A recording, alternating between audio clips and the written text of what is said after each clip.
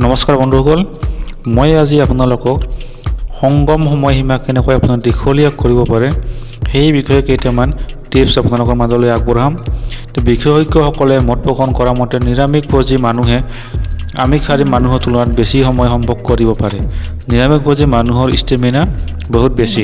মূলতঃ শাক পাচলিৰ পৰা লাভ কৰা পৰিপুষ্টি তথা তাত থকা পটেছিয়াম লৱণৰ ফলতেই এনেকুৱা হয়।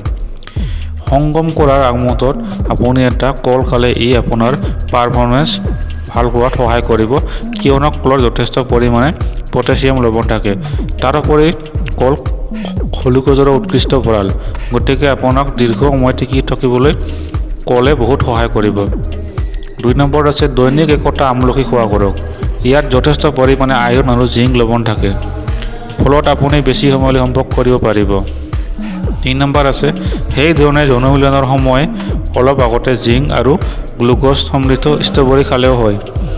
ধূমপানে ধমনীবোৰ কঠিন কৰে, যাৰ বাবে যৌনাংগলৈ ৰক্ত প্ৰবাহৰ যথেষ্ট হ্ৰাস পায়। পুৰুষৰ যৌনাংগৰ কঠিনতা অনাত সুস্থ হৃদপিণ্ড আৰু ৰক্তকোষৰ যথেষ্ট প্ৰভাৱ আছে। সেইধৰণে মদ্যপানে মানুহৰ স্নায়ৱিক শক্তি দুৰ্বল কৰি তোলে, গতিকে বেছি সময় টিকি থকাটো লাহে লাহে অসম্ভৱ হৈ পৰে। 4 নম্বৰ আপোনাৰ বাহু উৰু আদি সবল কৰক। জিম যাব পাৰে আপুনি। এক্সাৰচাইজে আপোনাৰ ৰক্ত প্ৰবাহ তড়িৎ কৰিব।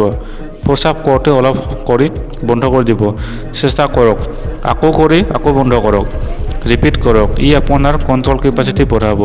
প্ৰতিবাৰ বন্ধ কৰি 5-10 ছেকেণ্ড ৰাখিব, তাৰপিছত চাব।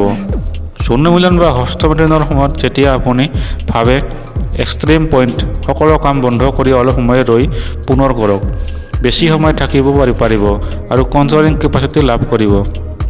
7 নম্বৰ আছে অৰ্গাজম হোৱাৰ আগমুহূৰ্তত লিংগৰ আগবাঢ়ত ধৰি স্কুইজ কৰক।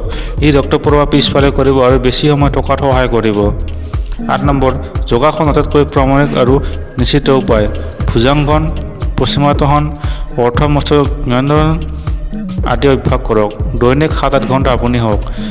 বন্ধুসকল, ভিডিঅ' যদি ভাল লাগিলে চাই তেন্তে অতি সোনকালে লাইক আৰু চেনেলটো ছাবস্ক্ৰাইব কৰিবলৈ নাপাহৰিব।